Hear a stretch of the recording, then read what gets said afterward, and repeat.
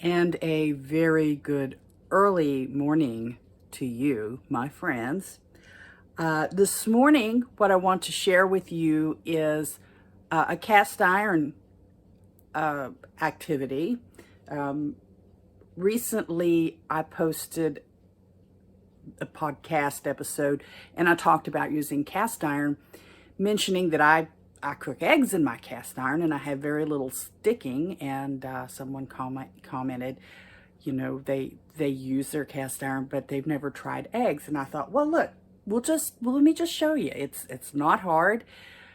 We're not using Teflon coated stuff or coated anything, whether it's Teflon or some of the new things that they have out there that, you know,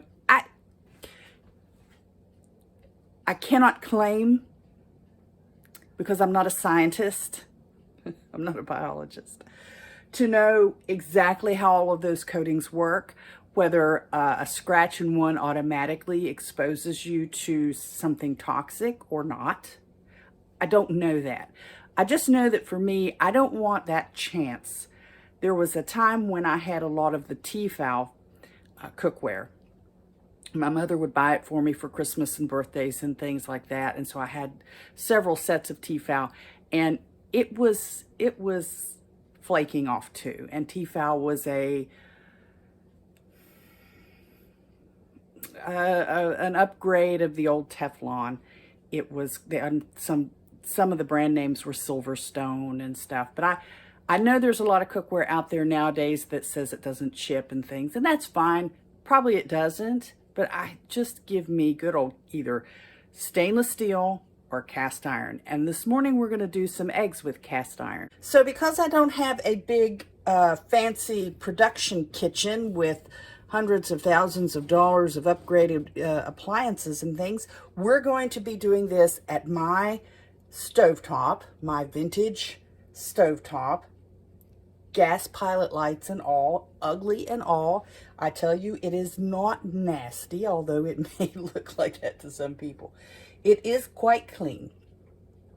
So what I've got this morning is I have my favorite egg skillet.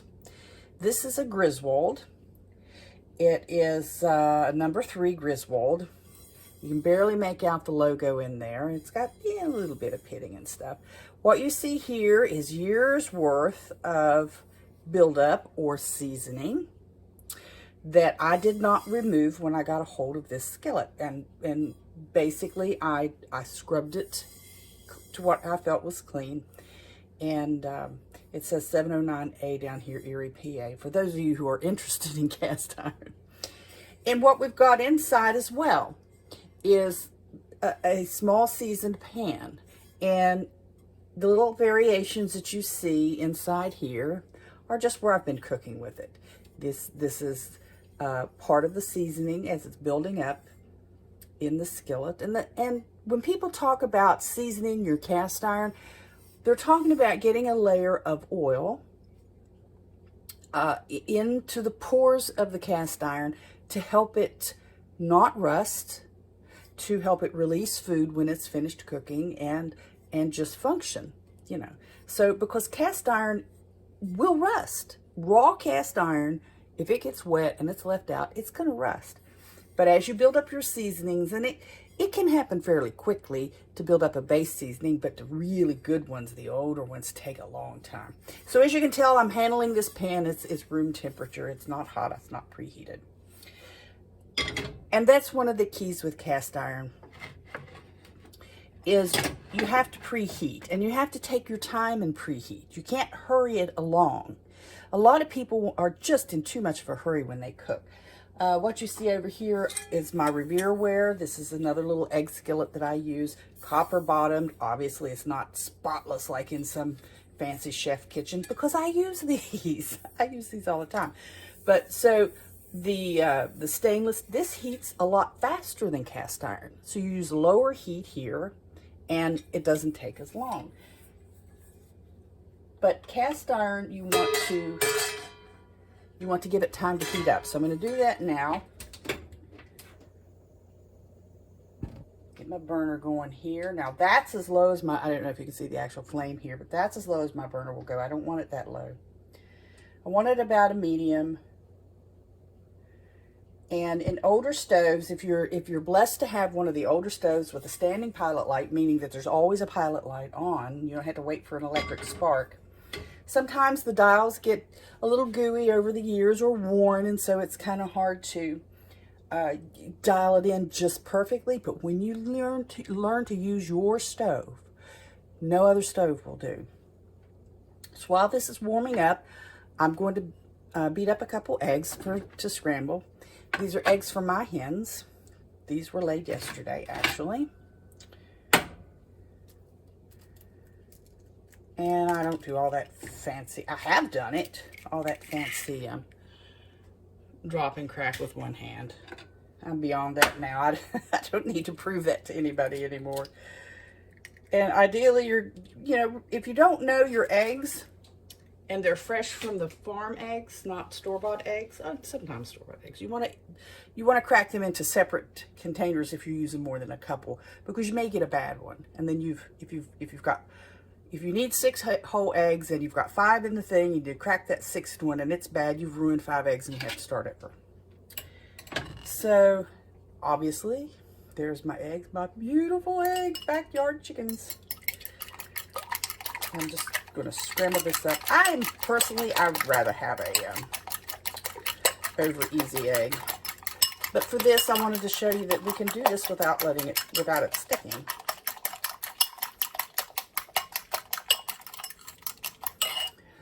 A little salt and a little pepper. Oh, I don't use a grinder for my pepper. I'm fine with plain old tabletop pepper. I do have a manual grinder for coffee beans. I enjoy that from time to time, but not all the time. All right, so I've got my eggs beat for the scramble. I need to now put some grease in this pan. Or you can use oil. You can use olive oil. Olive oil is fine. Shortening is fine. I've even used coconut oil. Any and all of them are fine. Today I'm going to use olive oil. I'm just going to pour this in. Now the pan's hot. The oil is room temperature. And that's a key as well. You want to put cold oil or cold shortening in your skillet, because the pores in the skillet have opened up and it will draw in the oil. And after swirling that oil around a little bit, I'm going to put my 2 scrambled eggs down in here.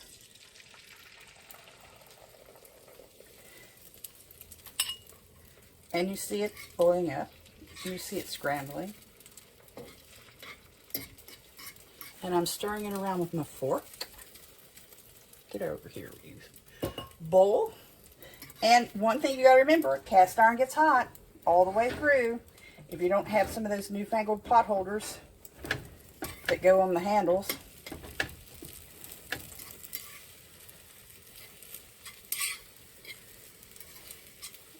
And I'm lifting this skillet up a little bit. I don't want to dial that heat down, but I do want to take some of the heat off of the skillet. You get those eggs turned over so that they're cooked all the way through. You see that? I suspect you can hear it. And this is just a scramble. If you were doing an omelet, obviously you'd use the spatula better and you'd ease it over. Or you could flip it. I've flipped them before. And so there you go. The eggs are done. I dropped my fork. I'm going to plate my eggs. Now, that looks like it's stuck. It's really not stuck. Boom, it's done. Skillet is very hot. I've plated my eggs here, putting a couple pieces of toast with homemade freezer jam, peach jam, and there you have it.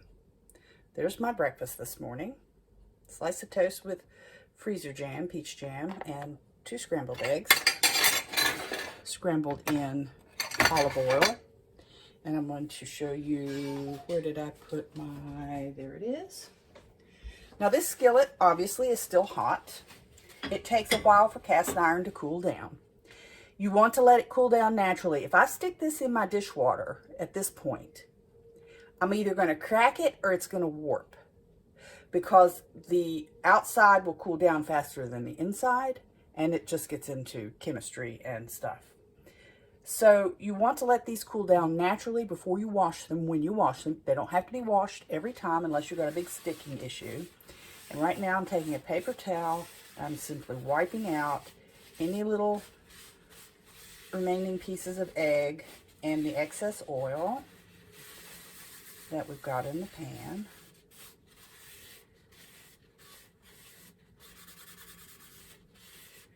My paper towel's kind of hanging up on here. I should have used I have some of those